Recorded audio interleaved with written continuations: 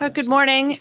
It is Wednesday morning, the 4th of February. This is the State and Local Government Committee, and we'll go ahead and get started today. We have 4 work sessions that we're going to accomplish.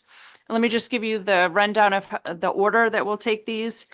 First, we're going to do LD 2158, which is the Knox County Budget Committee.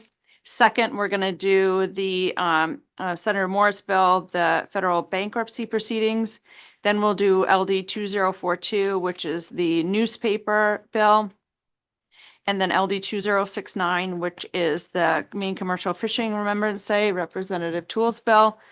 And what we'll probably, the plan is right now is after we get our bill analysis and get the information about the bills, is we'll do a corner caucus so the groups can meet to discuss how they want to proceed.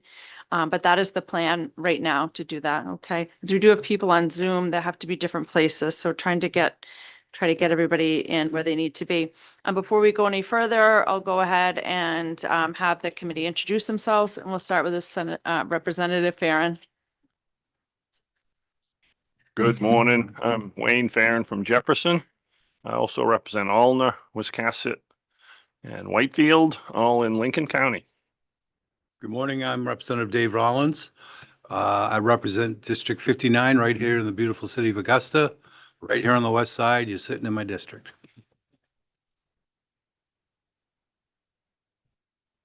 Joseph Martin, Senate District 19, 28 towns and 71 townships in Oxford and Franklin County. Thank you, Madam Chair. I'm Will Toole. I represent House District 10 in Central Washington County. Good morning. I'm Kimberly Pomelo. I represent House 85, which is in Standish. Good morning, guys. I'm Representative Adams. I'm from District 144, beautiful towns of Acton and Lebanon. Thank you for coming. Thank you, Madam Chair. Good morning, all. My name is Randall Greenwood. I represent House District 56, which are the towns of Litchfield, Monmouth, and my hometown of Wales in both Androscoggin and Kennebec counties. Good morning, everybody. My name is Lori Gramlich, and I represent House District 131, which is the lovely seaside community of Old Orchard Beach. And I'm also proud to be the Assistant Majority Leader. Good morning. My name is Sue Salisbury. I represent House District 128, which is part of Westbrook.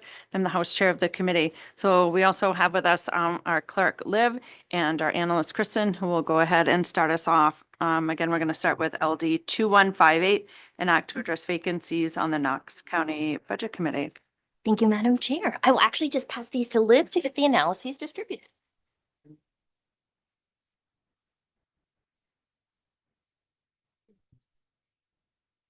And we do have Representative Pluker on Zoom that we'll bring on here shortly.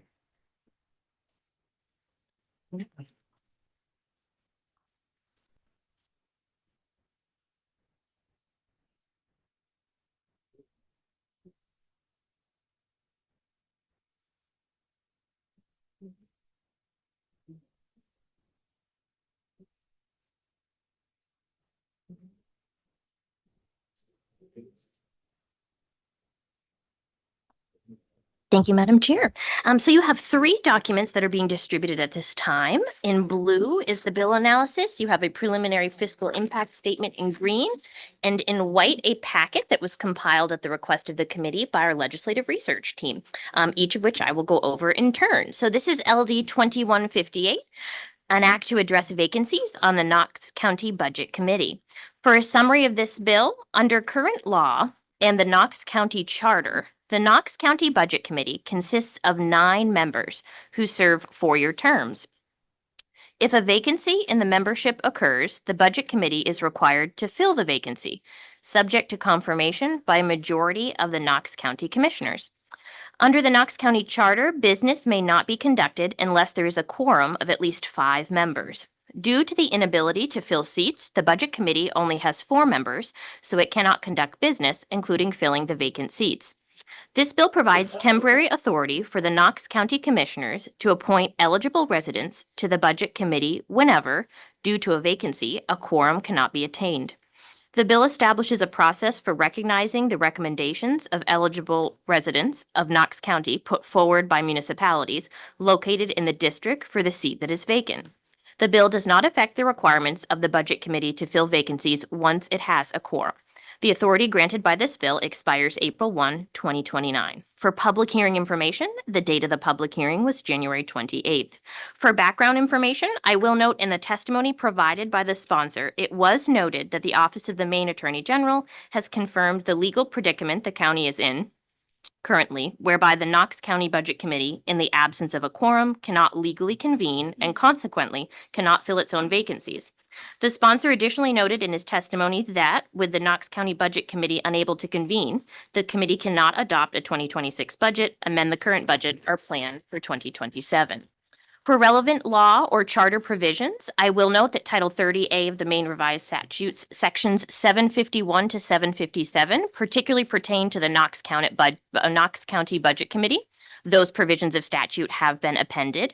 Additionally, I was able to find the Knox County Charter, and in Article 5, Sections 1 through 8 of that county charter, that pertains to the provisions relating to the Knox County Budget Committee. And I actually did circle and put some asterisks in that as well in the attachments to show that quorum provision as well. Potential issues for consideration and proposed amendments. One item for consideration. I will note that concerns raised in testimony and the testimony provided, concerns were raised for the committee's consideration regarding the county's current inability to function at full capacity in the absence of adopting a 2026 budget, and cited further risks to county operations and services in the absence of adopting a 2026 budget. For additional information, at the public hearing, the committee requested additional information on the processes outlined in statute that non-charter counties use to fill vacancies on county budget committees. 11 of Maine's 16 counties do not have a county charter.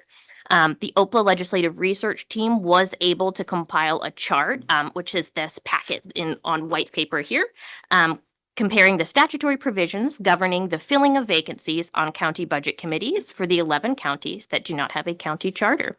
For fiscal information, no fiscal impact as determined by OFPR, and you can see the preliminary fiscal impact statement in green at the end of your packet. Thank you so much, Kristen. Questions for Kristen regarding this bill? Thank you.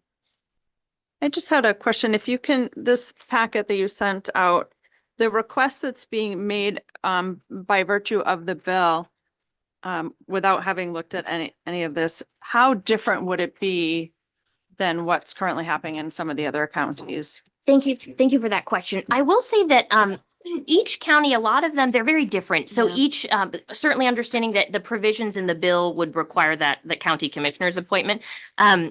I wish I could answer that a little bit better, but most counties, or at least of these listed, each address it differently. So there doesn't seem to be one uniform way. There's lots of different provisions actually. So happy to provide, if I could, any further information. That's what I was thinking. Questions? Yes, Representative Greenwood. Yes, I think my initial concerns have been met. There's definitely a need here. One of the concerns that I indicated was going a little beyond what I think they would need for a sunset. But putting more thought into that, if we're going to encourage Knox County to modify their charter, we're going to need to give them the opportunity to put that out to vote. And I think in order for them to do that, they're going to want to have the highest voter turnout, which would be the November 2028 election. So whether or not we sunset it at December 31st, 2028 or April, I think it's kind of a moot point. But other than that, I mean, this is a local issue. They've fallen onto a difficult situation. This allows the commissioners, upon receiving suggestions from the district municipal officials, to appoint to fill one vacancy. And then the remainder of the committee would fill the rest of the vacancies. So I don't really have a big issue with this, other than, whether or not we sunset this as December 31st, 2028, or go with the suggested April of 2029. So that's more of a statement, but thank you. And rethinking my idea about waiting until the end, perhaps we can just take a quick corner caucus really fast. And so we can let the people go and we can take action. If you can just give us like seriously a promise, not legislative 5 minutes, but really 5 minutes.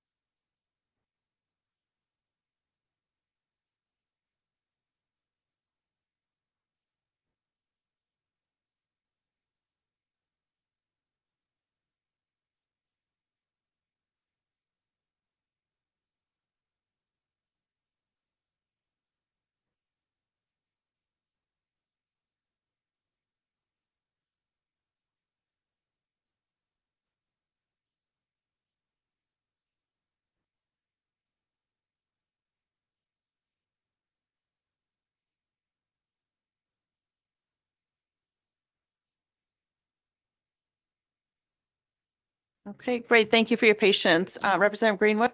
Thank you, Madam Chair. Madam Chair, I'd make a motion of ought to pass as amended with what we have just discussed with also the sunset date of 12/31/2028. Great. Any discussion on that, the bill itself or the amendment? Oh, Madam Chair. Yes. And also adding an emergency preamble. Because it's gonna, I think actually one already has is it? Okay. present. Yes, but thank you for asking. Yep, it's already in there, so that's good. All right, so ought to pass as amended. All right, Liv, I think.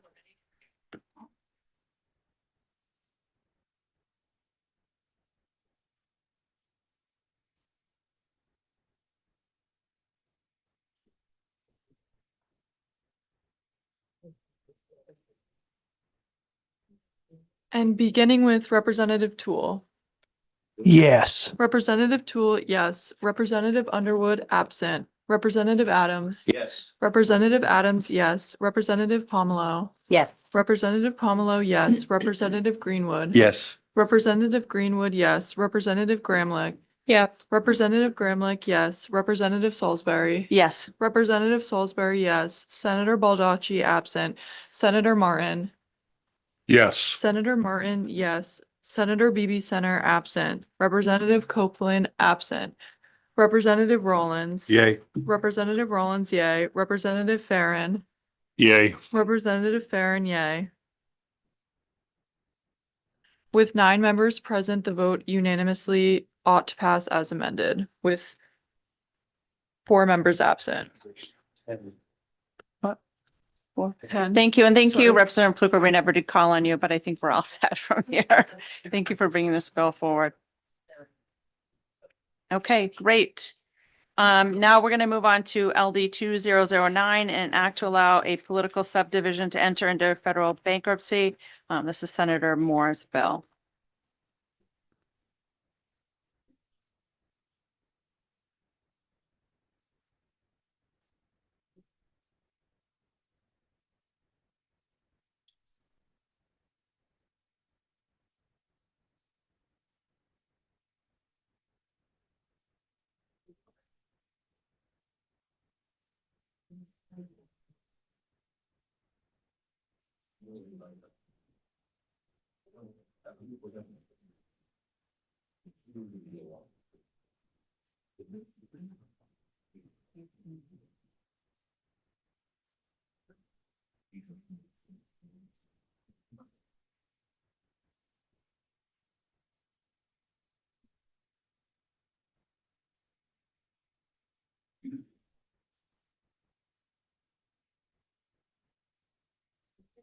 Thank you very much, Madam Chair. So there will be 3 documents being distributed.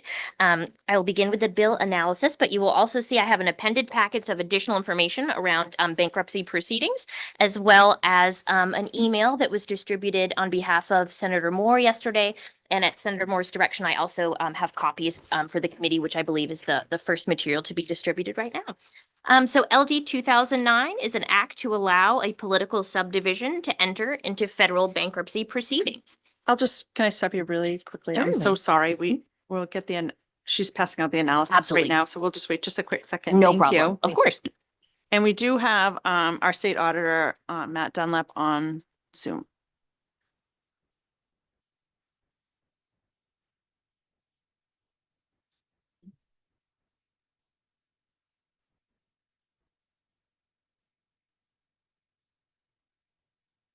Okay. Representative Tool?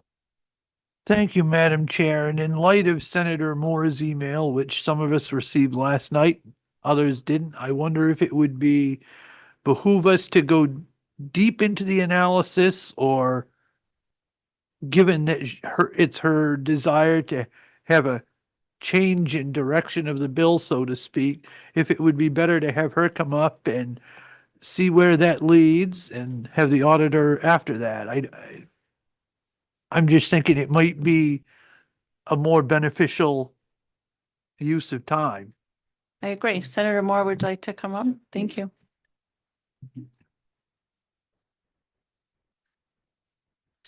That's okay. No, you're fine. You're fine.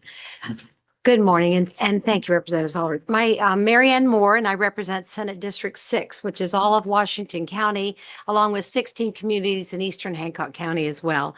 Thank you for the opportunity to come forward, and thank you, Representative Toole. We've had a lot of conversation, especially when you have 3 hours drive, to come from Washington County. After the public hearing last week, or whenever it was, it came to my attention that Title IX was probably not the way we wanted to go right now. I appreciated Terry Hayes talking about, maybe this is a bill that would be considered next session, really take some time, really put the guardrails in, and really look hard at Title IX, if that is something that we want to do as a state. However, what I do feel like is that we do need to have some accountability by our counties and maybe our municipalities, but I'm going to just start with the counties themselves. And so when I got to talking, and I appreciate that Mr. Dunlap is on Zoom with us, because we've had some conversations about it. Right now today, there is a statute in place that requires an annual audit by the counties. When it is completed, it is forwarded to the state auditor's office, and then it's posted to their website. That's it. There's no double checking it. There's no requirements. And when I talked to Mr. Dunlap, he was just saying, usually they expect to see it 6 months to 12 months after the close of business, and it's simply just posted onto their website. And I included a snapshot of the website, and this was as of last night, just to show some of the counties, like Aroostook County hasn't turned in an audit at all since, I guess, maybe 2020. Washington County at least has the 2 that's on record, the 2021 and the 2022, which we were really working towards. So I'm just kind of throwing this out to the committee for some consideration of maybe as a step towards holding our counties a little more accountable in actually getting their audits in. And so on my second page of my, my email, I just was saying perhaps we could use this bill to force the counties to be accountable, requiring timely audits to be submitted to the state auditor's office with a potential withholding of state funds until said audit is submitted. And of course, consideration would be allowed for, extenuating circumstances or the inability to get an auditor, which is what we faced in Washington County. And I know there's a huge shortage, and that's another, I know in conversations with Terry Hayes, that's really that's a whole nother avenue we need to pursue in trying to increase the auditors. But I think if we could do something to that respect, we could start with the counties and make sure that they're getting their audits in and they're being held accountable for it. And I think that's a start to maybe some transparency and some accountability for the counties. Great. Thank you so much, Fran. Thank you for the work that's gone into this bill. I appreciate that. Questions about this so far? Yes, Representative Greenwood. Thank you, Madam Chair. Thank you, Senator, this morning for being here. I was very concerned initially with the direction of the bill. You were not alone. I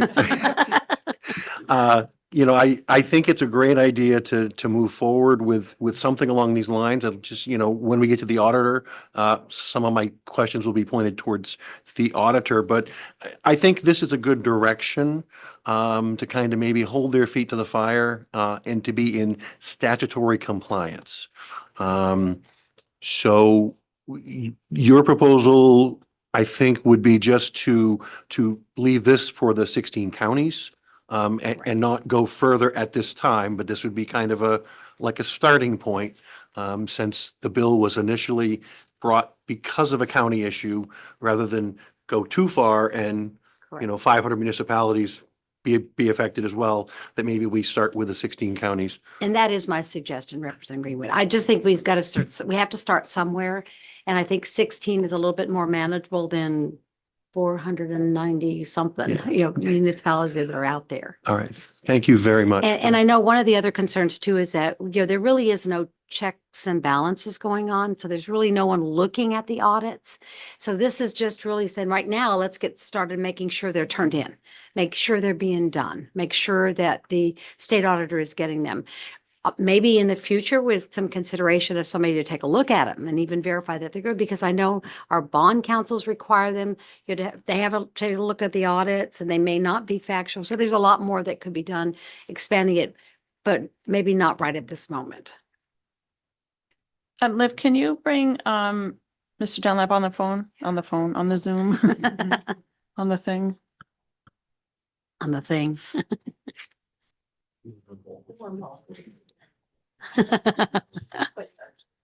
Yeah.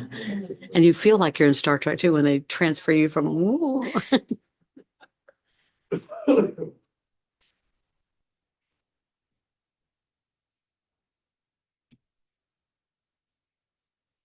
And I did send him a copy of my email as well. Oh, thank you. So he's got a copy of that.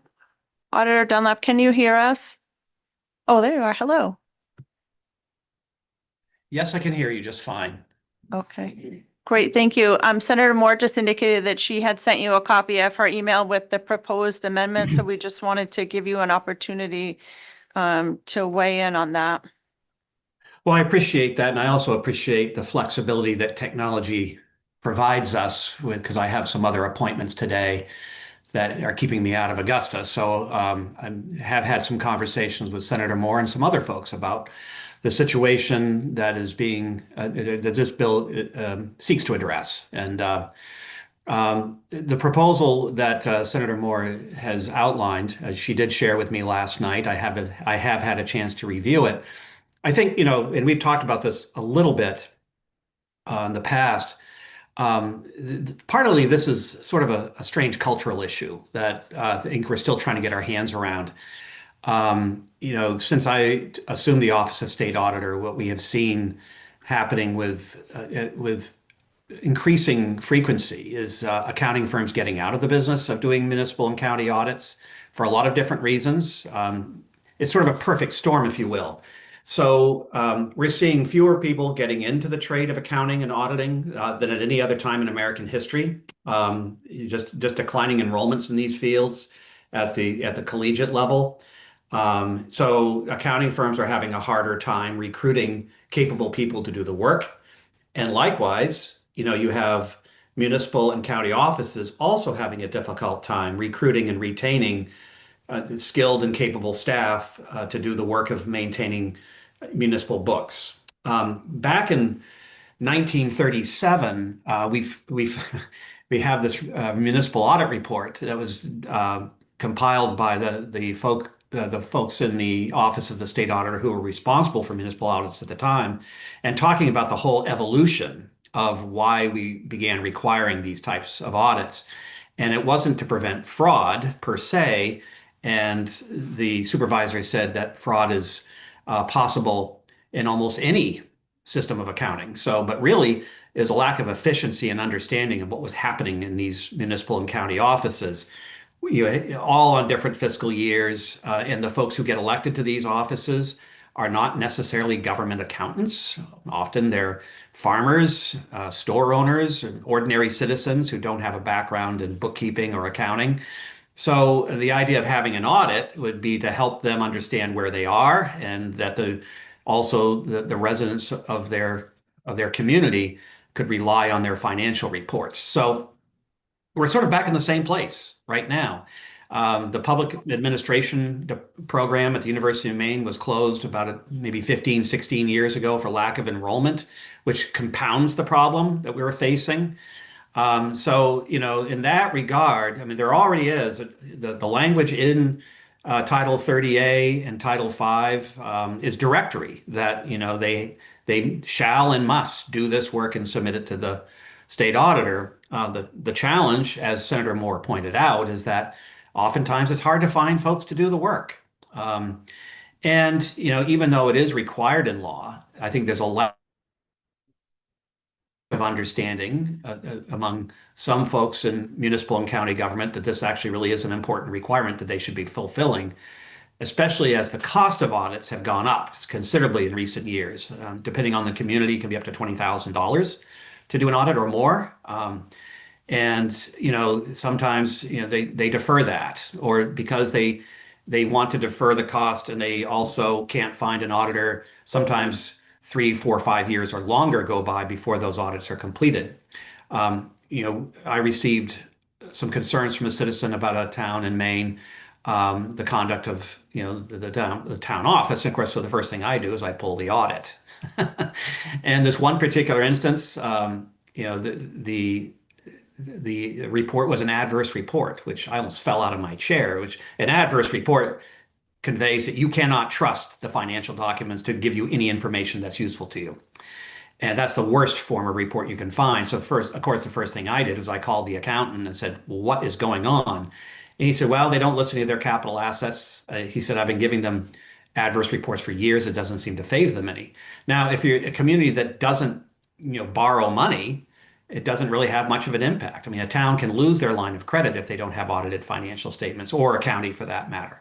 And so the net effect can be that you can be halfway through your road project for the summer and all of a sudden the bank cuts you off and you have to suspend everything. And that can be chaotic for a community. So in terms of what the legislature chooses to do with this, that's entirely up to you. If you adopt the proposed amendment and compel counties to submit audited financials at risk of having state funds withheld, I mean, that's something that the legislature can certainly contemplate. And I also applaud the senator for including that provision that they may not be able to find someone to do that work for them. So, and that is a common circumstance, especially with declining numbers of firms doing the work. Thank you. Auditor Dunlap, I just had a question. So right now you mentioned, so it lists in statute this requirement to submit the audits and your shall and must, and that, so really the problem is the accountability if you don't. And I would assume that holding that accountability that's mentioned in the amendment and in this practice would be having the resources to verify that accountability. Like, did you submit it? You haven't submitted it for 3 years. Or like you just mentioned, if you did notice that there was an adverse audit or something, I'm assuming, would there be additional resources needed to enforce this accountability? To enforce it, I would not think so. You just simply Okay. would, I think you'd have to have a mechanism to let someone know that state funds would have to be either, to let the state controller know that, an organization, a county government has not submitted their audit for some period of time. Is it 1 year? Is it 2 years? I mean, that's something else you need to think about. And another aspect that Senator Moore mentioned, which I would underscore, we have talked internally about putting aside some resources or maybe coming to you and seeking some resources to do a more thorough review of the submitted audits that come to us. Because right now we just post them. And it might be useful for us to take some folks and have them go through the audits, and maybe like I've done circumstantially, reaching out to the auditors themselves and saying, what did you see when you were at the town of East Wagon Wheel? And developed either an adverse report or a disclaimer of opinion, what was going on there. And so we would know that ahead of time, and it might allow us to provide better information both to the municipalities, counties, and to the legislature.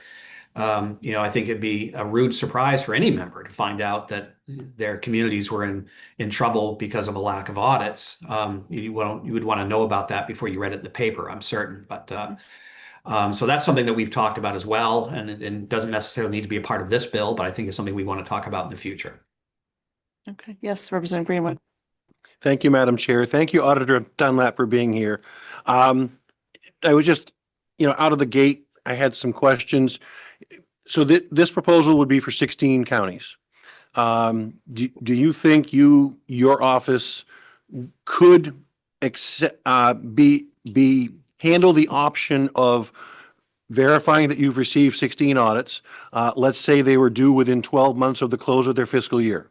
And if they haven't submitted their audit, would you be okay with, they could petition the auditor for an extension with cause? And I'm just trying to think out loud here on the fly, so that, if the circumstance has arisen where, their auditor passed away and they're looking for a new firm, they have a little flexibility. But then after after a waiver, if a waiver is not granted, because the auditor determined that there wasn't cause, that you would just notify the state controller that, they're not in compliance. And then that trigger the next action where state funds be withheld from the county. And we're only talking the 16 counties here. Yeah. I think that's thoughtful. I do think that I would prefer the decision on whether or not to withhold funds to be made at the executive controller's office. We are not an enforcement organization. We have to maintain independence. So I think in terms of us being able to notify the controller that there's an issue, or the controller or someone else in the executive branch to make that determination would probably be better than having us do it. I've always said we don't fix storm damage. We tell people what the weather is. So I think maintaining that role would be better for us, and having the decision to withhold funds if there were no exigent circumstances outlined by a county be made at the executive branch level. Representative Toole. Thank you, Madam Chair. And I would concur with Representative Greenwood and also that assessment.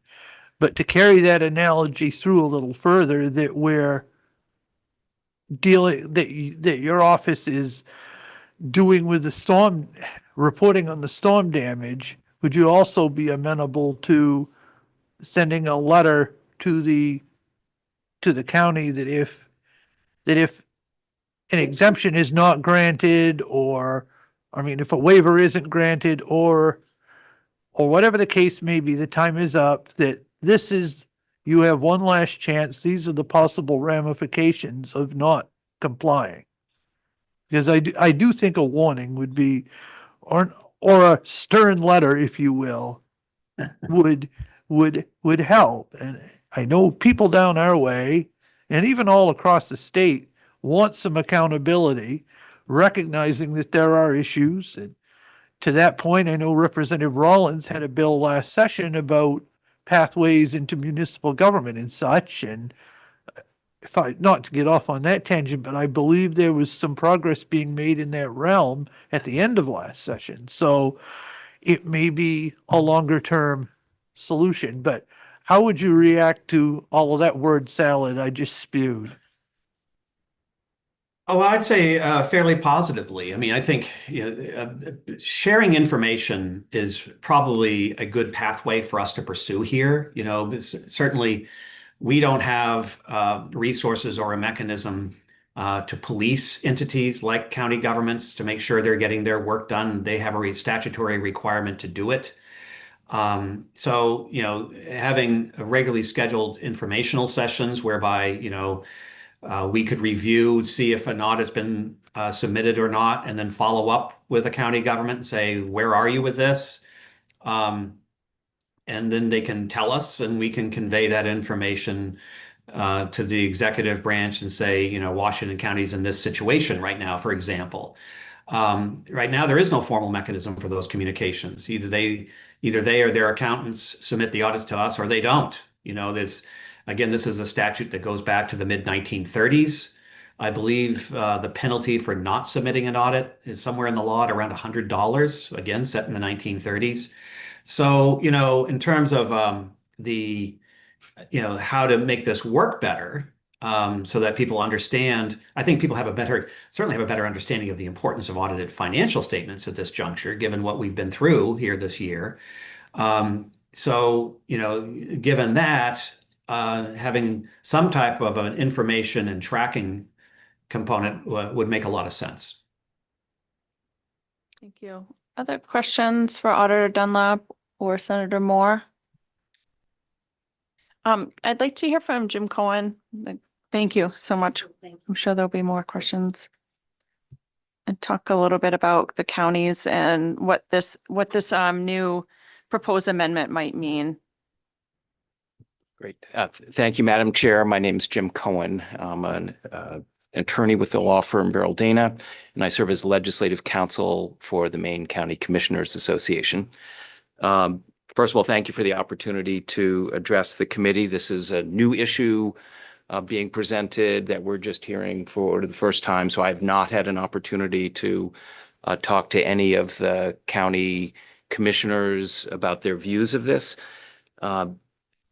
What I wanted to say, first of all, is the biggest financial challenge for counties is jail funding. And so actually Representative Salisbury has a bill that has a hearing going on in criminal justice right now, dealing with jail funding. So I'm not there. But one of the challenges is that as time has gone on, half of the county budgets relate to jails. Jails mostly support the state's criminal justice system, and the state itself is contributing less and less to the operation of the jails, which means that county taxpayers, which are ultimately local taxpayers, are footing the cost of operating the jails. So I think, as we've talked about, there's a requirement of audits. And there are two requirements of audits. One is just general county budget. The other is jail specific. And one of the things that's being presented to the Criminal Justice Committee is that it may be a mandate to require county governments to do anything, just like any local government. And so the Department of Corrections has offered the opportunity to finance the cost of audits for jails. So that's one of the recommendations going in front of the Criminal Justice Committee, which helps. But counties know that they need to do audits. These are elected officials like you all, like any municipal government. They are required to do these audits. The challenge, and so anything that has to do with making sure they're aware, notifying them, I can't imagine that counties would have any concern about that. Where I think counties would have concerns is if there are penalties attached and if those penalties are financial. Because what would that mean? So county adopts its budget, it gets some money from the state, and then the remainder is a tax bill that goes to every city and town in Maine.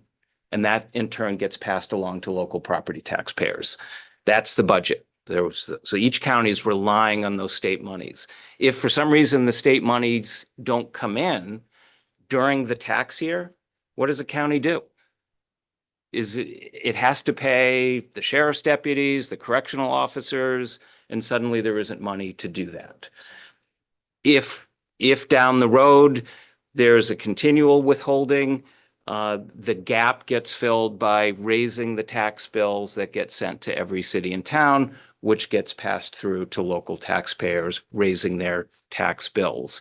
So I don't know that a financial penalty attached to not doing this duty is appropriate, but if a county for some reason isn't able to do an audit, it's hard to believe that they're just willfully not doing it. I'm not aware that that's the case.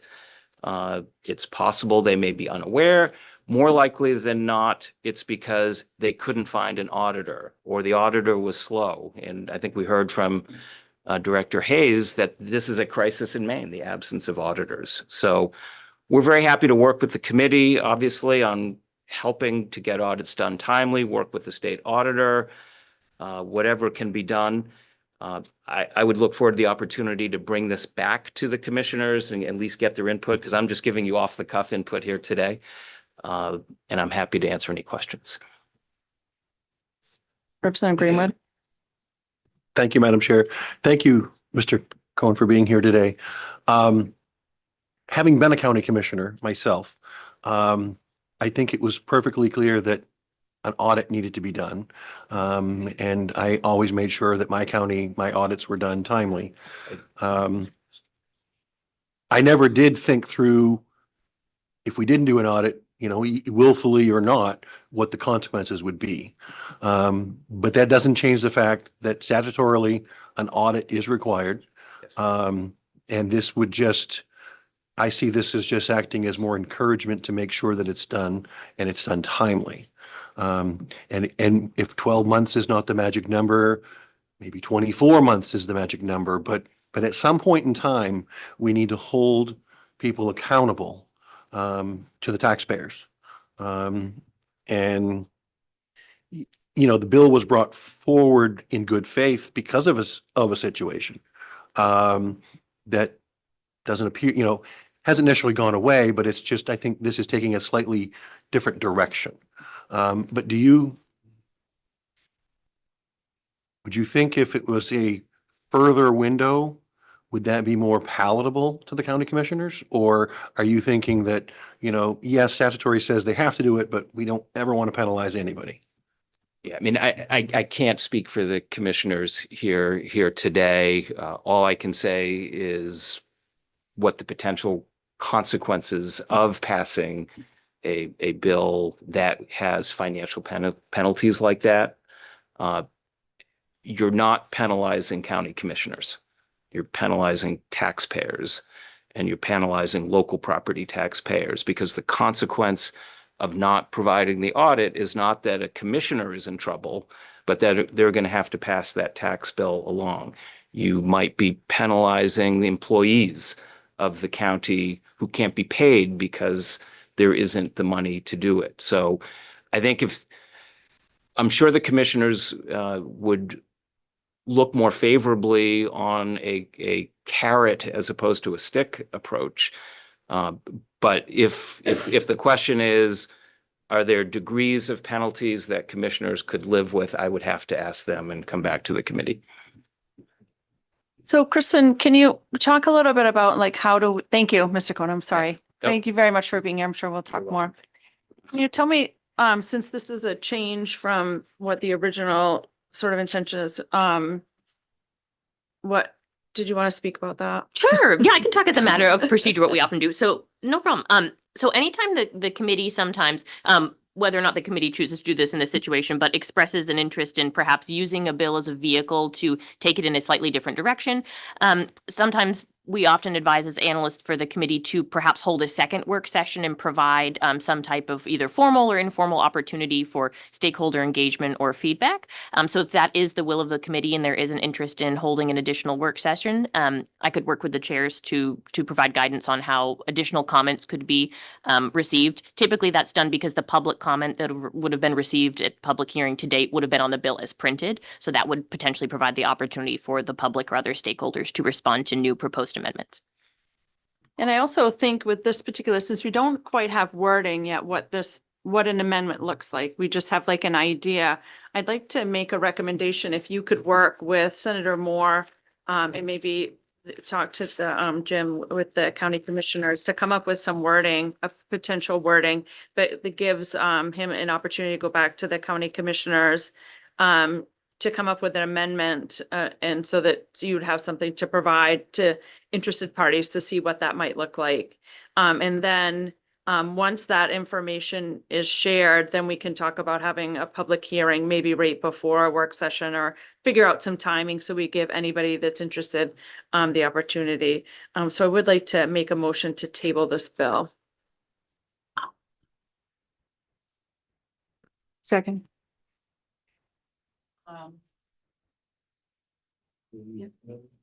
All those in favor, we'll have you live over, or well, you don't have to. All those in favor of tabling the bill?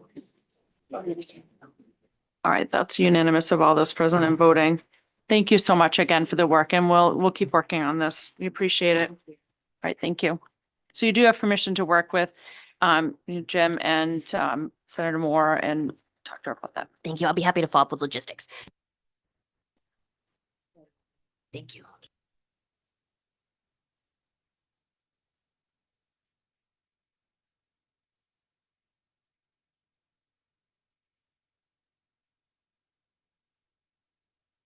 All right, let me just write myself a little note.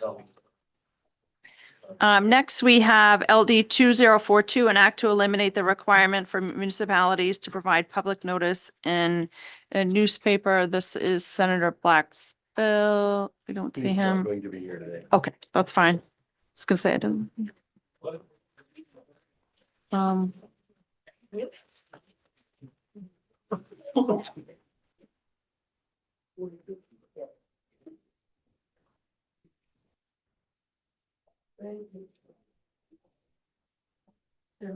Yes.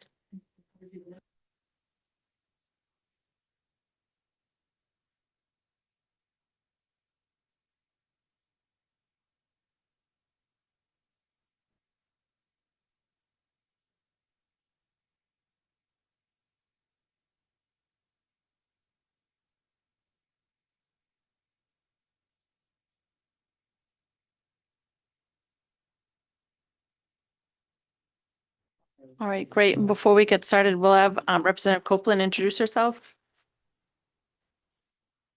Good morning and welcome. My name is Lynn Copeland and I'm proud to represent the fine town of the city of Saco. And that's House District 130. Thank you. Okay, thank you. All right, go ahead, Kristen. Thank you, Madam Chair. you. So this is LD 2042, an act to eliminate the requirement for municipalities to provide public notice in a newspaper. For a summary, this bill provides an alternative way for a municipality to provide public notice as required in the Maine Revised Statutes, Title 30A. In place of notice in a newspaper, a municipality may choose to provide the required notice on its publicly accessible website. For public hearing information, this bill was heard last week, actually 2 weeks ago, on January 21st. For relevant statute, LD 2042 proposes to enact a new provision of law governing municipalities under Title 30A, Chapter 101, General Provisions. LD 2042 would apply to municipalities required to place notice in a newspaper anywhere in Title 30A. For background information, during the 131st legislature, the legislature considered LD 422, an act to eliminate the requirement that municipalities provide public notice in newspapers. The text of LD 2042 is identical to the text of LD 422 as printed. The title is a bit different, but the text as printed is identical. The State and Local Government Committee, which received that bill, voted ought to pass as amended on LD 422 in the 131st. The minority ought to pass as amended report added the requirement that a municipality must issue a press release to a newspaper of general circulation in the municipality, and also permitted county governments and quasi-municipal corporations and districts to use the same alternative method to provide public notice required in the Maine revised statutes. A copy of LD 422 as printed, a summary of the committee's actions and ultimate disposition, as well as a copy of the amendment are each appended. For potential issues for consideration raised in testimony, I will note that in the testimony submitted in favor of LD 2042 to the committee, concerns were raised for the committee's consideration regarding the costs associated with the newspaper notices on municipal budgets, working with distant newspapers to meet statutory requirements for communities without a local publication, and challenges with aligning statutory notice requirements with newspaper production schedules or deadlines for public notice. In the testimony submitted in opposition to LD 2042 to the committee, concerns were raised for the committee's consideration around public accessibility and digital resources, as well as digital literacy, if notices are exclusively or primarily posted online. Independence and transparency in public notice requirements if municipalities manage the publication and archiving of information, and concerns surrounding consistency of information and accountability. Additionally, requests for consideration regarding quasi-municipal entities. In the testimony provided by the Portland Water District, the Maine Water Environment Association, and the York Sewer District, a request was made for the committee's consideration to consider extending the provisions of this bill to include quasi-municipal entities.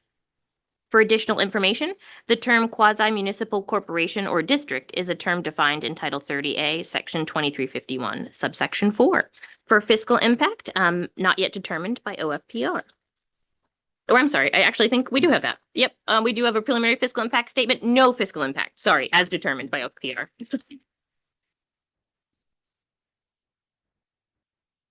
Okay, great. Questions for Kristen regarding this analysis? No, I don't have a question about your analysis. Thank you so much for that. I just want to get a gauge for who's in the room regarding this, because I know we received an email regarding potential further work needed on behalf of the newspapers. Are you here to talk about that? Yes, please. Madam Chair, Chris Jackson from Mitchell Tardy Jackson Government Affairs on behalf of the Maine Press Association. Okay. We have Chris Crockett from the Ellsworth American that is happy to speak on discussions that maybe. Okay, on behalf of, we heard from Stephanie Manning. And so, yeah, if you want to come right forward, that's great. Thank you. Hi there, welcome. If you can introduce yourself again on mic, that'd be wonderful. My name is Christopher Crockett. I'm from Surrey, Maine, and I'm the publisher of the Ellsworth American and Mount Desert Islander. Okay, and so you want to talk about the ongoing work regarding this? Yeah, the thing that the Maine Press and the Newspaper Association, we would be interested in an opportunity to work with the Maine Municipal Association, who has typically led the efforts to remove the public notices from newspapers, and maybe come up with a solution that is workable for both parties, that ensures the transparency and the oversight that the newspapers provide, while at the same time working with them with cost. We understand in some markets the number of newspapers that are available to publish public notices in has diminished. There are restrictions on free newspapers as opposed to paid newspapers currently that might provide some opportunity to lower costs for towns, while at the same time providing extended access to the public notices that publishing on a town website doesn't provide. And currently we provide, as a newspaper industry, free digital access to all the public notices in a centralized location. That's a law that's been passed here that we've been managing as an organization, a Maine Press Association as an organization for many years. This bill doesn't have that. So suddenly the repository for statewide public notices would disappear because there's no requirement that if the city of Ellsworth is publishing their public notices on their own website, that they also have to publish that in Maine notices, and that centralized archive and a free access point digitally for all notices, I think meets a lot of the needs that we want for openness. And that I think some of the towns have been angling for. So, one of my concerns is, that centralized location that makes it easy for contractors and other places to find a notice would no longer be relevant because it would be a mishmash of public notices. So, and as somebody who manages that site knows that there's 70,000 visits a year to that site, suddenly it would lose some value. So I think if we could have an opportunity to work with the Maine Municipal Association to come up with an alternative, I think that would be great. Okay, thank you so much for your time. Yes, Representative Greenwood. You indicated that this bill would eliminate the requirement. Can you further expound on that? It Because doesn't, this bill does not say that a town of or city of Ellsworth is required to post a public notice to our repository. So my expectation is if we're not telling them to do it, and it's not part of the law, then they probably won't do it. That would be my best guess. Okay. It doesn't mean, I don't think the bill means that they won't do it. It just means that they wouldn't be required to do it. Correct. And my experience with the towns that we work with, many towns, is often the things that are not required are the things that are the first thing that they don't do, because they're working with limited budgets, and it's human resources. There's a lot of human resources that we put in to providing that Maine notices site. I understand the cost of public notices is where the towns are really the pushback, but the services that we provide as part of that cost, including Maine notices, including providing that transparency and that oversight, that cost would just shift to a different location. Like I don't think the savings on the town is really. I don't think there's a lot of savings. At least the towns that we work with would see. It would only take one angry person who thinks that it wasn't posted correctly on the website, the town website, to suddenly be like, oh, it's time to lawyer up and fight this. And when I have towns that spend as little as $700 or $800 a year for public notices, that's 0.0001% of their budget. This is not I don't think this is the pressure point that towns are, some of the towns were expressing. Questions? Yes, Representative Copeland. Thank you, Madam Chair, and thank you for being here. This is very interesting. There's a lot of talk about just doing it digitally, and my concern is about basically senior citizens, people who are at home and maybe not on the internet. And I believe that everyone has a right to know. So if you have a senior citizen somewhere and he's not getting these notices, there could be a notice about foreclosure on their own house and they don't, that's an example. I realize that there's a lot of ways that doesn't actually matter. But I just really feel like the seniors need to know what's going on in their community. They're taxpayers too. And I feel like going 100% digital, while it works for me really well, may not work for our senior citizens or others who are unable to access digital information. I agree. And we work hard. And I can speak for my two newspapers directly. And, I've been, I know I look pretty young, but I've been doing this for 30 years. So I work with, a majority of the newspaper publishers throughout the state. And I know we all actively work very hard on public notices. And, some of my examples would be, our operating rule at the Ellsworth American and the Mount Desert Islander is if the town of Southwest Harbor contacts us on a Wednesday morning when we're going to print Wednesday afternoon because they've missed a deadline for public notices, I'll pull a news story to get that public notice in because I know the importance of that schedule that the town is trying to get that notice out there. I know if we don't do that, they can't have the meeting, and I don't want that to happen. I want them to have the meeting because I want to send a reporter to that meeting. I think all the newspapers work very hard to ensure deadlines that it can get into print. I think there is an opportunity for us to work with some of the towns, the Maine Municipal Association that brought this forward and find solutions for them. I just don't feel like this bill is the right fit. It seems just a bit too general. And I agree. I think print is so important. We provide newspapers to all the libraries in my coverage area, so that if you can't afford to buy a paper and you don't have digital access, you can walk into the Ellsworth Public Library and read an Ellsworth American at no cost to you. And I don't think my newspapers are unique in that aspect. I do think they're this can be on the record. I do think my newspapers are the best in the state, but I don't think we're unique in our the way we work really hard to ensure that public notices are met. Well, thank you. I appreciate that. And I understand that they're in the libraries, but I'm thinking about the ones who are in nursing homes and can't get out. Those people still matter. And we often provide newspapers to senior living centers and places like that. And again, I don't think that's unique to what we do.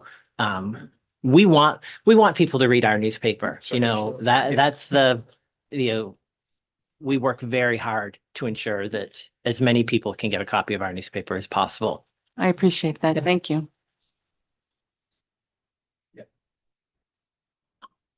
Yes, Representative Toole.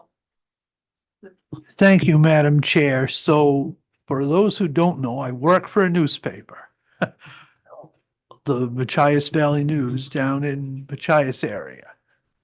And this will be the first time I've been considering this bill with that dynamic.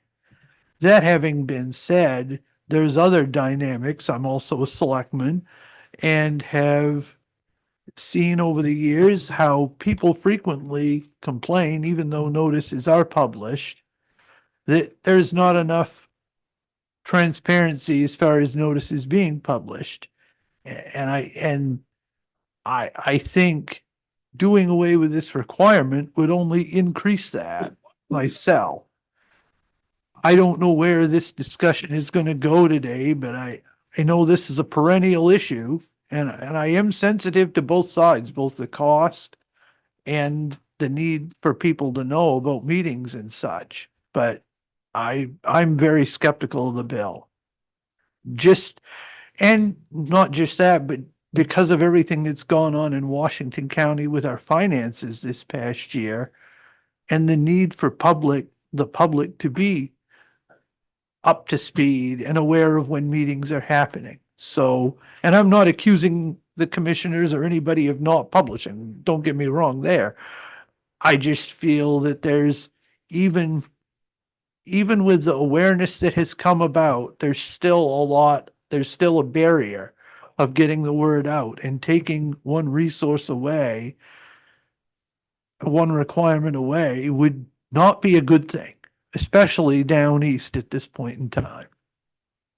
Thank you. Senator Baldacci, if you Yeah. want to introduce yourself and. Sure. I'm Joe Baldacci, State Senator from Bangor and Herman, District 9. Good morning. I just want to indicate, because I have to go between here and another committee, that on this particular bill, I will be voting against it for a couple of reasons. Most importantly, in my mind, is the fact that we have a lot of seniors really who do rely on the newspapers, on the print, and that that having, and I think building on Representative Toole's comments, it's important to shine a light on what happens in government. So I think people having access to information in many different forms is required in our society, which has many different platforms to get information. And I think if we eliminate this requirement, I think it would be a very small d democratic move in terms of public information and public access. So I just wanted to indicate that I would be opposing this. Representative Greenwood.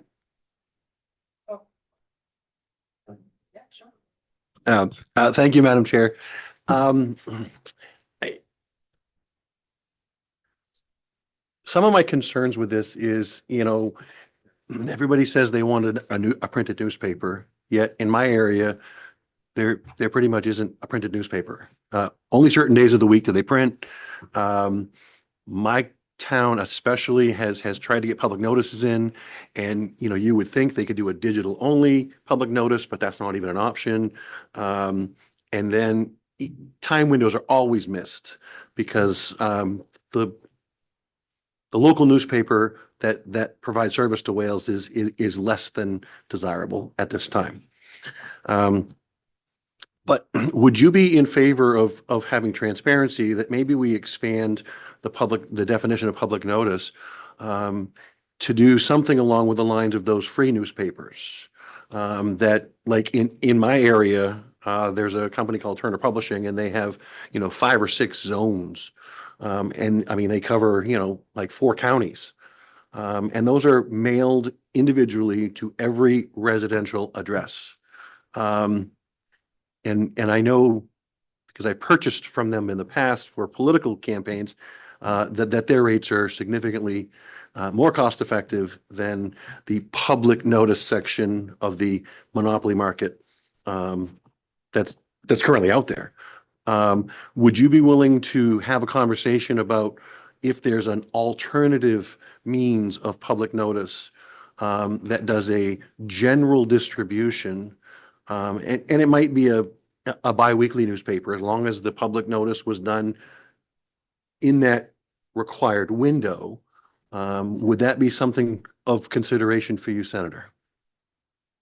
Thank you, Representative. I would indicate that, I mean, I really have to look at what the definitions are going to be changed, but at this point, I'm just uncomfortable mucking around with the statute, so I'd be not inclined necessarily.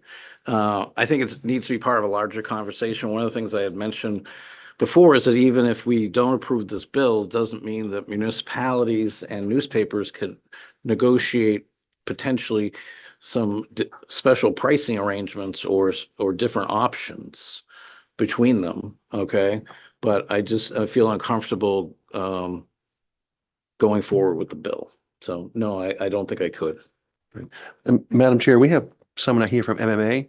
And I guess I would ask that, we would allow MMA to kind of weigh in on this as well. If you're willing, yes, please come forward and identify yourself. Thank you. Thank you. My name is Tanya Emery. I'm the advocacy manager for the Maine Municipal Association. I haven't had the opportunity to be in front of this committee yet, so it's nice to meet all of you. And I'm happy to provide some perspective into this. We certainly understand the Press Association's concerns.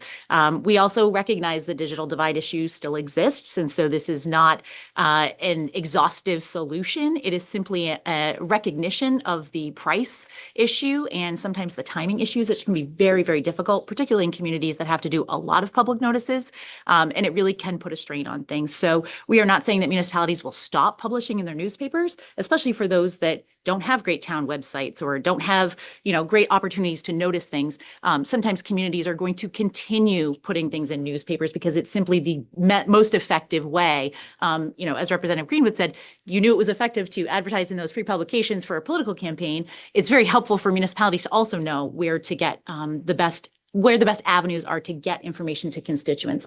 And I will say in every municipal, in every community that I've worked in and with, communication is always listed as a struggle or a challenge. There's never going to be enough communication. We used to put planning board notice signs literally on the physical property and people would still say they didn't know. So I do recognize that there's a balance here. We're happy to have further conversations with the Press Association if the committee doesn't feel inclined to move forward with it at this time. But we would like to see some progress towards helping municipalities who are under great stress to reduce financial obligations. And sometimes the public notice line can run tens of thousands of dollars in a given month if there are large planning board applications and long detailed things that have to be published. I'm happy to try to answer any questions you may have. Representative Greenwood. I mean, if you think there might be some room for compromise with the Press Association, you know, I'd be happy to see if the committee would consider that. I think we're very divided on this committee on the issue. And I'll concur that we have a division within our caucus on our side. But I think it's an important issue that needs to be addressed. But if you think it would be beneficial for MMA and the Press Association to have a further conversation, I'm okay with that, because I mean, I think they're the ones that offered it. Yeah. So, but I'm not sure how the committee feels about that, so. Senator Baldacci. No, I agree with Representative Greenwood that further conversation might be helpful, but I was wondering, I mean, maybe we can take a break and discuss maybe making this bill into a study or a stakeholder group with the newspapers and the municipalities and have them make a report back at the end of the year or something like that. I would be willing to consider that. At least that would sanction conversation, a report back, and some process to look at what the discussion, you know, maybe they together can work some solutions. That's all. I'd offer that if anybody's interested. And thank you for that, Senator Baldacci. And we did receive an email from the newspapers indicating that there was already work being done that you mentioned as well, Mr. Talking about that conversations are being had and acknowledging some of the struggles that have been brought up today, both in municipalities and whatever. Before we go to a study, would it be wise to give another week for the groups to meet and table the bill for now? It's fine with me. Yeah. I make a motion, we table. Second. All those in favor? Or all those opposed? Tabling. 1, 2, 3, 4, 5, 6, 7, 8. So that's 9 in favor of tabling, 1 opposed. The motion carries. So just with that, I'll respond to the emails we've received, but we encourage that work to happen. I know that's a tight deadline, but if that work can happen, those conversations and come up with perhaps maybe some workable way forward, and we'll give Kristen permission to work with you all. She would be our point person for the committee to have that conversation. Kristen? Yep. Thank you, Madam Chair. So just to understand, is the committee looking for a proposed amendment? If that is the way forward, if there's amendment, or if there doesn't appear to be a workable solution, you know, whatever the way forward might be. Yes, Representative Rollins. Yes, coming out of that, thank you, Madam Chair. Could we get some information on what the actual costs are? We're hearing cost. What's the cost versus what's the alternative cost of Plan A or Plan B? And, you know, kind of the net of that, please. I'd like to know that. Yes, Senator Mark. Well, I'm in favor of the bill for this reason. Over the years, before the internet, we all had newspapers that were that thick. And now over in my area, the newspapers are 2 or 4 pages, and a couple of them have gone digital 2 days a week. I think that requiring some of these towns to do this is it's just another added rule coming from the state, where people that are elected to be responsible should be responsible and find the most advantageous way to publish their notices, whether it's in the paper, this doesn't stop them from doing that, or in the town hall on a bulletin board or online. So I'll be in favor of the bill just because, sorry, the newspaper business has kind of gone the same way our paper mills have gone. We don't have as much newsprint anymore. And I think that that's a shame, and I'm sad for the newspapers, the paper mills, and the state of Maine in general. But I will be voting yes, because I think that requiring towns to pay in something that not a lot of people even have access to anymore in different parts of the states. I understand what the fellow said from Ellsworth, and I can very much appreciate and thank him for his civic responsibility to the libraries and the different things like that. But I will be voting yes, unless there's some kind of compromise that can be made before next week. Thank you. All right, so we have a motion to table. Yes. Huh? It's already been tabled. It's already, I know, I was just repeating that. Yes, Representative Farren. Just quickly, we're talking about all the costs and stuff. Another thing, you're saying about like some of these have planning board, like again and again, and these long, does it all have to be in the paper or required? Can you just make a straight statement of, can we limit the, whatever the issue is, can you put it in the paper as this, this property, blah, blah, blah, more information so you can kind of shrink what's required. I'm just wondering about the statute. If you're going to have to put these huge rolling things of everything, seems like if you eased it down and then you say, oh, get more information on the website, get more information, at least they know there's something going on at this property or something going on with this issue. Just to Thank you. I'll just add that, yes, in many cases, it is incredibly detailed. I remember having worked for the city of Bangor, we had a special assessment district. We had to do an annual notice. It had to produce a meets and bounds description that had to be published as a full public notice in order to satisfy the statute. So there definitely is room for some conversation around, what is the true content that needs to be there and how could people get more information if the internet is not an available option to them. So we're happy to have that conversation. Great. Yeah, thank you. Okay, yes, and I just have to remind the group that I'm giving a lot of leeway for these comments to be happen after the bill has been tabled. We really shouldn't be discussing it further, so keep that in mind, Representative Copeland. Thank you, Madam Chair, and I appreciate the leeway on this because I think that was a really important point that was just brought up.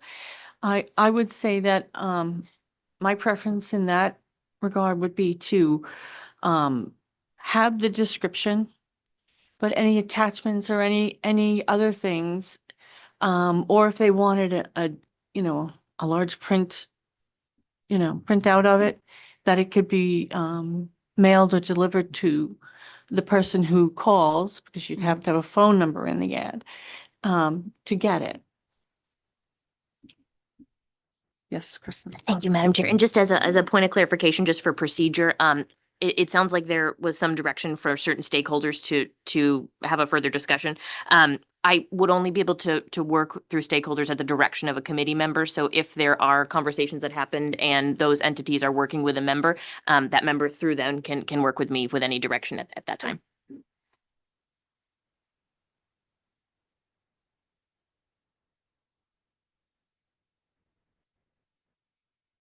Oh, yep.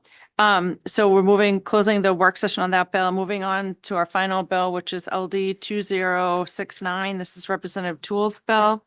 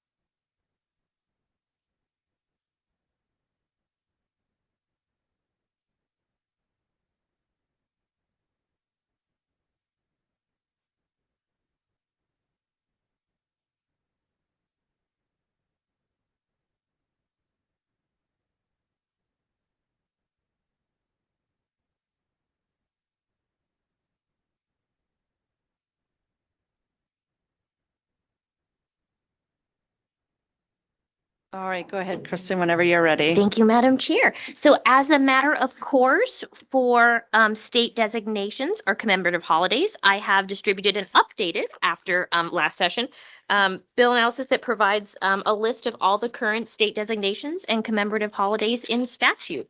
That takes the place of a bill analysis for this bill. I will also note that a preliminary fiscal impact statement was released, and that has also been distributed concurrently with this analysis. I'm certainly happy to help answer any questions if directed. Madam Chair, Yes, Senator Martin. I'll make a motion ought to pass.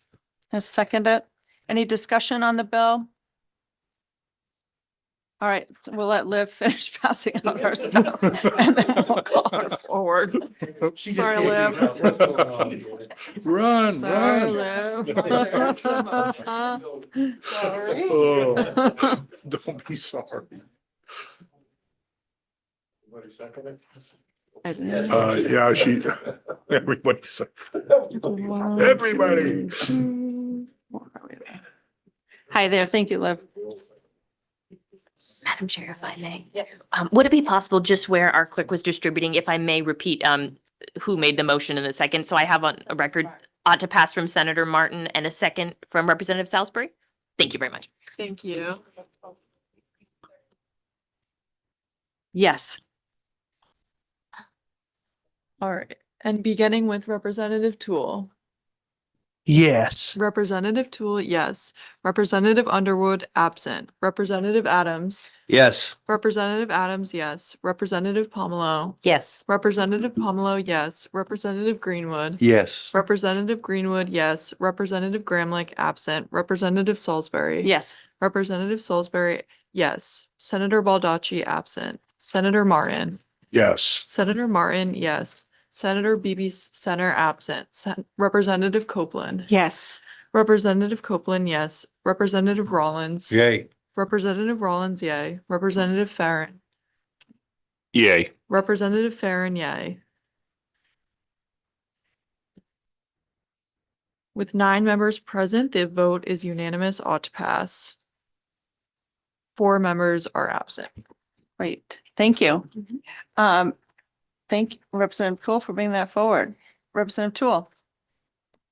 Thank you, Madam Chair, and I want to thank everyone on the committee for the support of this legislation. It was a simple bill, but I think it's long overdue, and hopefully it fares well in both chambers and gets signed into law.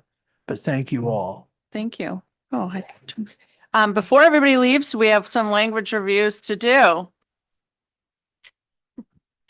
Yay, language reviews. Madam Chair, if I may, do you mind if I provide one housekeeping item for some other materials on members' tables? So I will note that it is the season of receiving reports due to statutory deadlines and different things like that. So I will notice that on your table, you do have a report from the Department of the Secretary of State dated on February 2nd. Regarding Title V, Section 8056A, subsection 3 of the Maine Administrative Procedures Act, which requires the Secretary of State to provide a report. So that report has been distributed. Additionally, I believe Liv has this and may actually be in the process of passing this out currently. But the Abandoned and Discontinued Roads Commission, pursuant to Title 23, Section 3036, also has an annual report that is being passed out. The committee may remember we had a committee bill last year regarding this matter in response to the report that was received last year. And I will note that pursuant to statute, annually the committee receives a report. And if the report includes recommendations for statutory changes, the committee with jurisdiction over the subject of that statute may report out a bill related to the recommendation. Certainly, want to give committee members time to read that report, but if you have any questions, please don't hesitate to let me know. It is my understanding in my current review with the report, I do not believe there's proposals for statutory changes this year included in that report. But if committee members have questions, please don't hesitate to follow up on that. So I will also note lastly, I will be working with the chairs to talk about another matter that the committee will need to take up, which is quasi-independent state entity reviews. You, I believe, received via email from Dylan Milligan, I believe last night or the day before, digital copies of the quasi-independent state entity reviews and the reports required to statute. The committee has a statutory requirement to review and once you receive the report, to provide a review. So I will work with the chairs and help assist the committee with that process as the committee so directs. But just wanted to put those items on the committee's radar. But I, yes, certainly do have language review. Can you, I don't know what this is. Oh, yes. Something. Okay, thank you. Certainly. Yeah, so this is, it sounds like there may be a question about what materials like were in this report or what it is associated with. Oh, yeah. Yeah, so this is comes from connected this to- is the Bureau, Department of Secretary of State, Bureau of Corporations, Elections and Commissions. This is accompanying the February 2nd letter regarding that Title V, Section 8056A report on the Maine Administrative Procedure Acts that talks about the prior year's rule adoptions and rulemaking procedures. Okay, great. Thank you for that. Okay. Thank you. So if it is the pleasure of the committee, I will work with Liv to get our first item for language review distributed.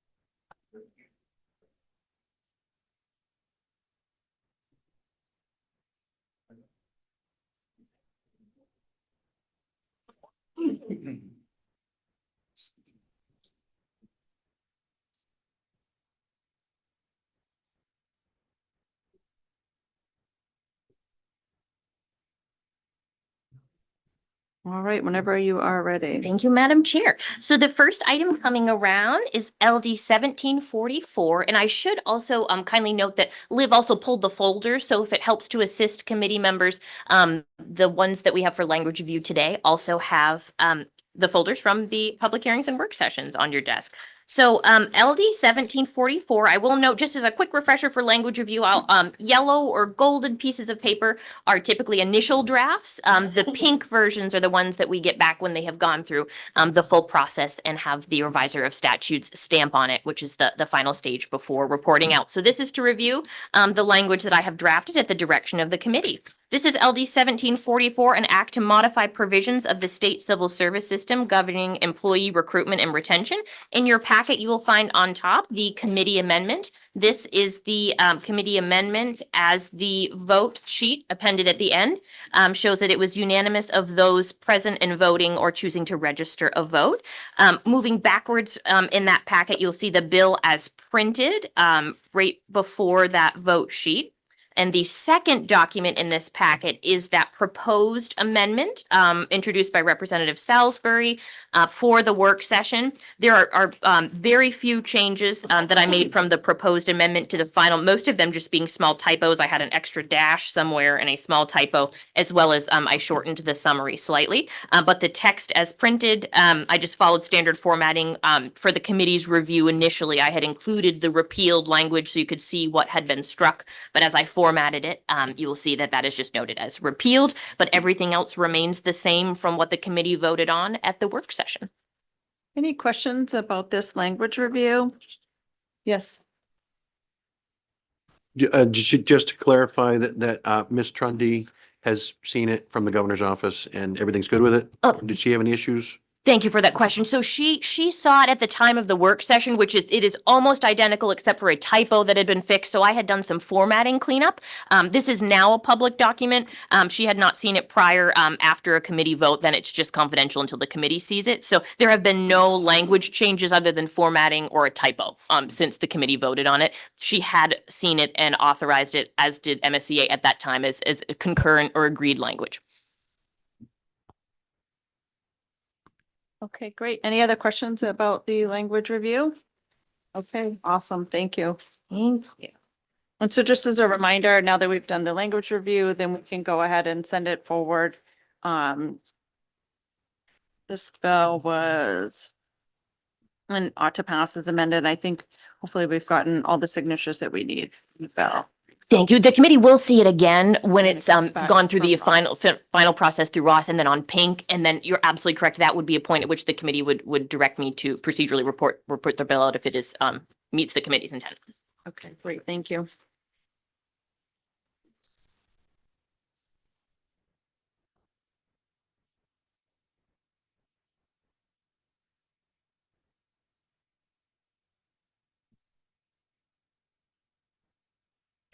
Is the next bill the 1059? I actually do have that, but the next one being passed around is 590. 590. Okay.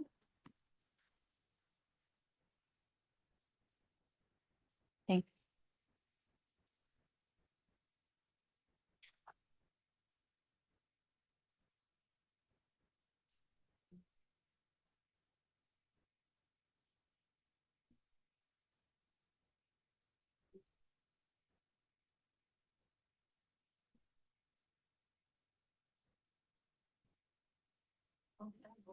Thank you, Madam Chair. So the next item for language review is LD 590. LD 590 is an act regarding the inclusion of racial and other demographic data from state agencies in the legislative process. Moving kind of backwards in the packet, you will find the vote sheet. This was a majority ought to pass as amended, minority ought not to pass committee vote. The second to last item in the packet is the bill as printed. You will find the second page from the top. This is kind of a similar situation to what we did in LD 1744, whereby there was a proposed amendment that the committee considered and voted on as the basis for members on the ought to pass as amended report for the language. So I just took the sponsor's updated proposed amendment. The only change you will see is that where it had this position ends June X 20XX, I changed it to 2027 and also changed the 2025, 2026 fields for the dates. But note that that is still placeholder text. That is all still yet to be determined or will need to be determined, of course, by OFPR. I also will note that the committee had asked of me to talk with OFPR to make sure that the language reflected in the appropriations and allocation sections that they will provide clarifies that it is a one-year position. So I can certainly continue to relay that request to the committee as this goes through, to OFPR as it goes through review. Great. Any questions about this language review? All right, thank you.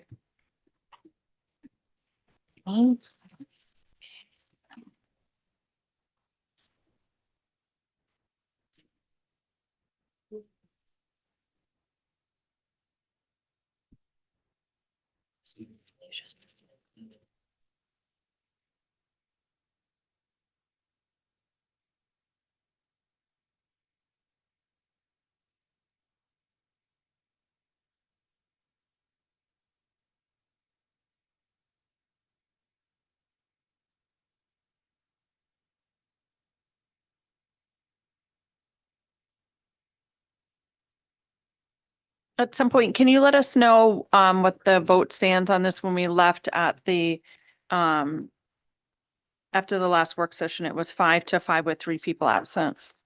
Oh, yes, for 1059? Certainly, I certainly can. I'll begin with that information.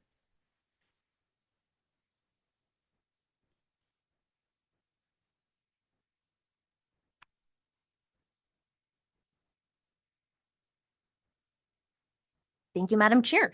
So this is LD 1059 that is being circulated now, and there's an additional kind of handout that I will explain at the end here.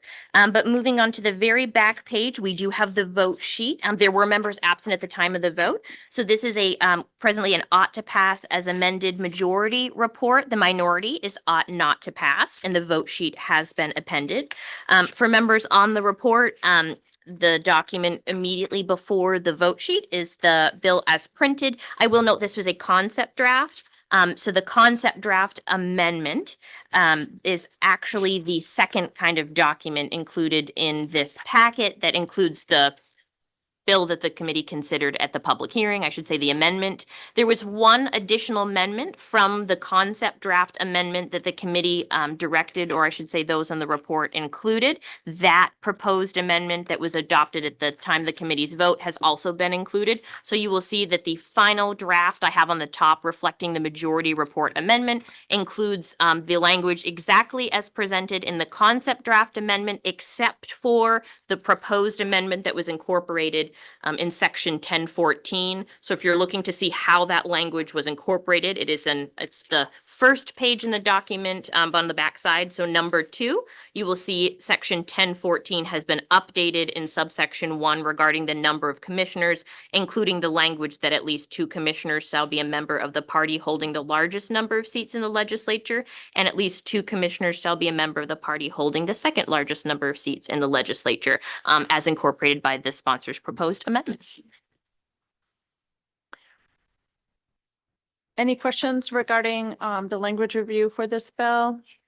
Yes, you have more. Yes, please. Thank you, Madam Chair. The only thing is I will note, these are handouts that sometimes we review at orientation and they don't always become applicable until such matters arise. This is one of those situations. So there are certain special review processes of committees. I did raise this in the bill analysis. This is Joint Rule 319. I included the exact language from the Joint Rule on the second page of this white paper packet. But review of new crimes and increased criminal penalties. This bill does propose a new crime. So it requires, pursuant to Joint Rule 319, if the majority of a committee supports a legislative proposal in a resolve or bill, including a budget bill that proposes to enact a new crime or increases the penalty for an existing crime, the committee must request that the Criminal Justice and Public Safety review the proposed crime or the proposal for its impact on the criminal justice system. As a matter of procedure, I will reach out. That does require a letter from the chairs that I'm able to draft and send to the Criminal Justice and Public Safety Committee to show them that we have this bill that falls under Joint Rule 319. And I'm happy to advise the committee as we proceed on that process. I will just note as just a housekeeping item that the bill is not able to be reported out until that review has been completed. Great, thank you for that.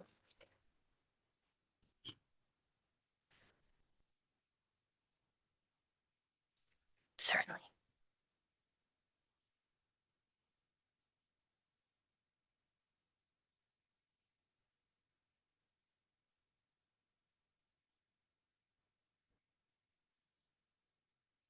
Okay, great. Thank you, Madam Chair. At this time, that is the end of all the items I had prepared for the committee today.